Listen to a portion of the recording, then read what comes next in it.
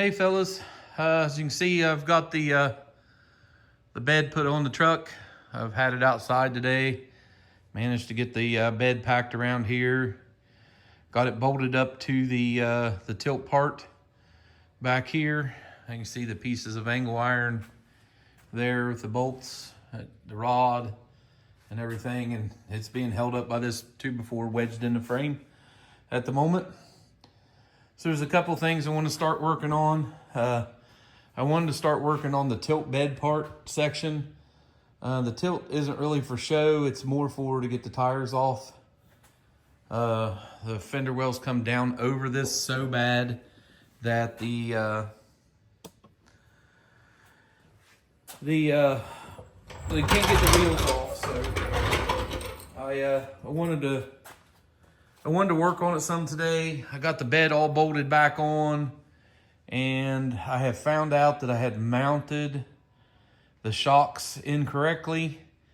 I'm gonna kind of do a little bit of video here on what it takes to do that, to do them and get them, because there is nothing out there that I could find of how high do you mount them on the frame, where do you mount them. When you actually let the bed down, the bed is, or the frame is actually humped. So in between the humps is actually like, in between this one here and the one down there, there's actually a hump in the frame. And you can see there at the bottom right where the shock is setting. So basically the mounts that I had on there this whole time, I've had them on but not in the right location. So let me move the camera around here just a little bit. So what I had was these mounts came with the shocks from Andrew's Performance. I can't remember the whole name of his shop there, but the Viking shocks came with these to mount on the frame. I had these setting right here ish, somewhere in that area, and this is way too high for there, so they're gonna have to be moved. I think they're gonna have to be no taller than what the frame is really, because if they're any above the frame, this will hit the bed, this part right here. So it looks like they're gonna have to be basically, when you get them mounted back on the shock, they need to be no more than about a 1/4 inch above the frame. So I'm gonna put one on, tack it on there, let the bed down, check it, see if that's the case, and go from there. So had a little bit of a setback today once I found the bed and set it on there, and found that the bed was about 3/4 or about 1.5 inches above where it needs to bolt down. And I was like, oh no, something's not quite right. And I put it all together without the shocks, and then I mounted them last after I already had the bed off and had the tilt part done. So it kind of messed it up. I didn't know where to mount them. The directions doesn't really say. And he just says in his videos about basically you need to figure out where to mount them yourself. So that's what we're gonna do today. I'm gonna try to get these mounted back on here today and see how that goes. I'll probably have the bed up and down a few times. Actually, the bed is not that heavy the way it's made here, so kind of surprised. But anyway, that's what we're gonna try to figure out. We'll get a level or at least a short straight edge, maybe a speed square, and use that to set these and bolt it all back to the shock, and hopefully get these tacked back together. We'll catch you in a few. All right, I got the frames all cleaned up. The truck's setting up on jack stands. Got my brackets all the old weld ground off of them, all cleaned back up. I got the bolt here handy. This bolt has 2 spacers, one on each side. The little collar spacers to make sure that the eyeball and basically the heim joint part of it all works together. I'll go ahead and assemble this onto the spring. These springs have been turned all the way back down on the preload at the bottom, so got it all ready to go back together. And the truck is off the ground, so we're gonna use this to mock it up with and get it spot welded back together. So as you can see, those are still going to be way above the frame. I ended up putting one of the spacers on. The very first spacers on there wrong.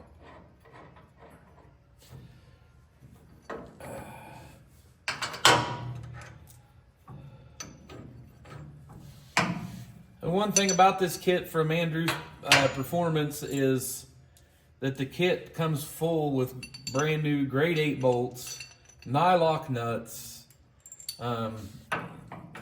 Looks like it's all USA bolts too. It's not the stuff from across the pond. So, boy, I think big dinner's about ruined me. I can't even think this afternoon. So, all right. So we got get that bolted back up. To be honest, I think what I'm going to have to do is to get this done correctly is I'm going to have to take that right back off and take the spring off out of the way to get it compressed enough to go down there where I want it to be.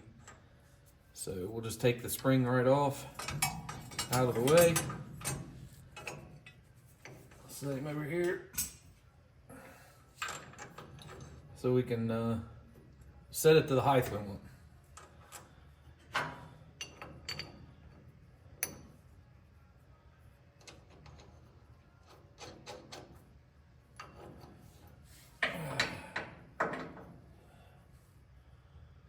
So we'll basically go right back where I was, but just a lot lower.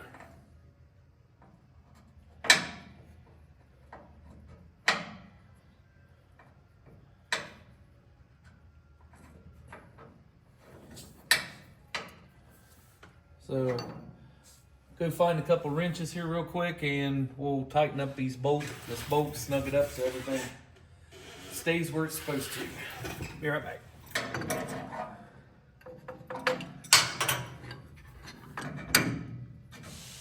All right.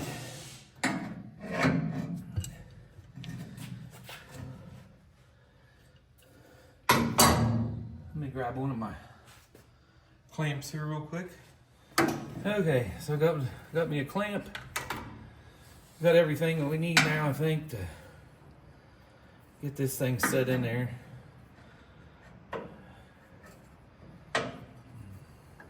Leaving her up just a little more. And got to come out just a little.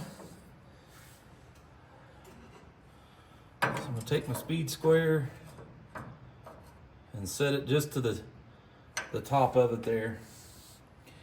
And without the spring on it, you really got to watch what you're doing.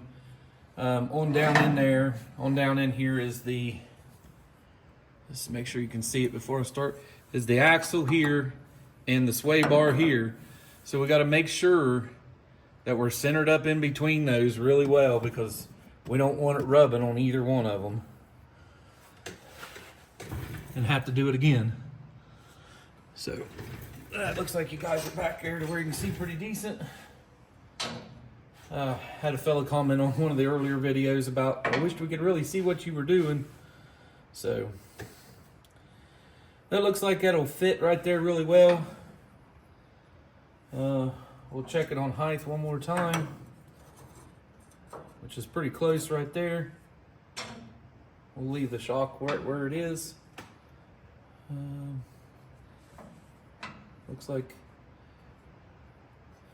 got her liner brackets up just a little bit better.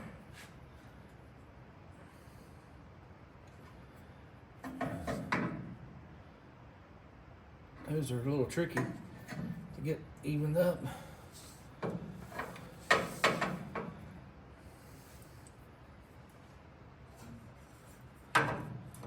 Make sure I constantly check that. I don't want to have to do this again.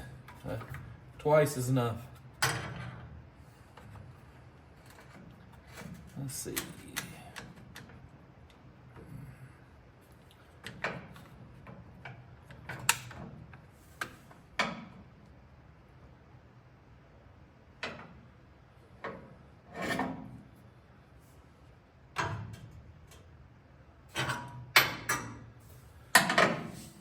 Seems like the more stuff you got laying around, the more stuff you got in the way.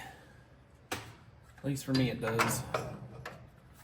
I just don't see a good way to clamp the thing very well. I think I'll just hold it. Get the welder over here and we'll tack him back on. So the shock is leaned backwards just a little. So I probably ought to make sure this top bushing's, you know, squared up in the shock and, you know, not turned like this, and because it'll make it wear funny. So make sure and angle that the right way. And like I say, this is the peak of the frame. So as long as we're under that peak, I think it'll be okay. Maybe I will unsquare that up just a little. I mean, there's plenty of room in it. Just the straighter it is, the better it would be. All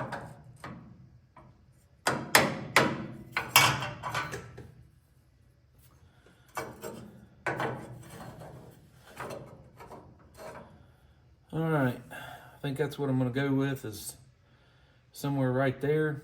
I'm gonna get the welder and tack that back together. That's what it was gonna take a look like and see how it goes. I'll get it tacked on and show you what it done.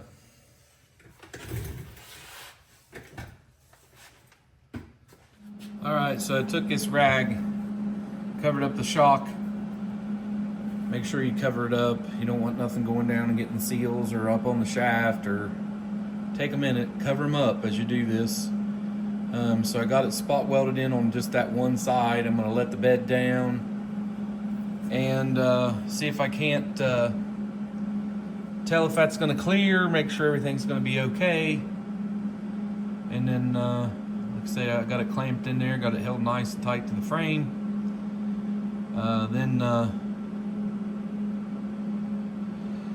Then all we can do is hope that makes it and take a look and see how much clearance and stuff we got left, and I'll show you that there in a few minutes. See you in a few. All right, so we got the bed down. You can see we got about the right amount of clearance there. It clears it just about the same as the frame. I am tickled to death with that. And from looking at it, it actually looks like it puts the shock in the middle of the travel. So I'm excited for that. I'll get the other side clamped up and get it welded on. Catch you in a few.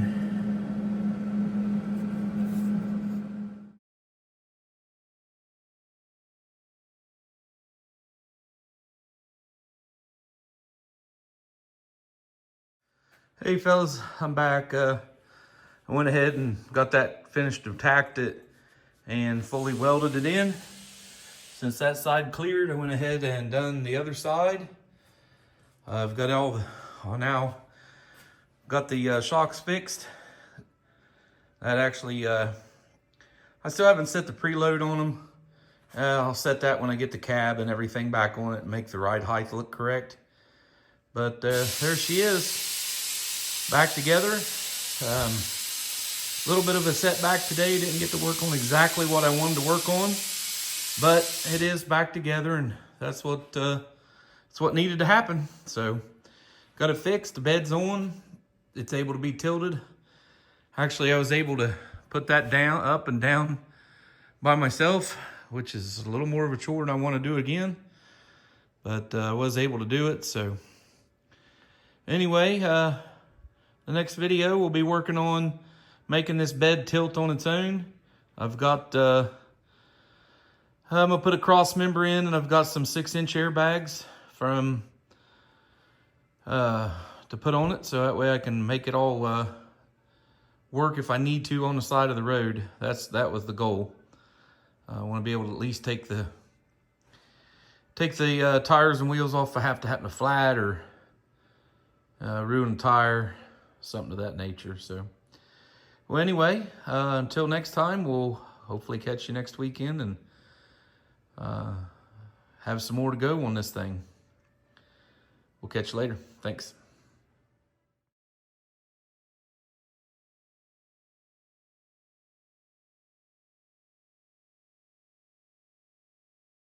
Hey fellas, there was one more thing. I was talking about make sure you cover up your shock when you're welding. Make sure that you wet the rag that you're using. I didn't. It was an oily rag and it's a little charred there, but make sure you wet it down, wrap your shock up, keep them safe. Catch you guys later.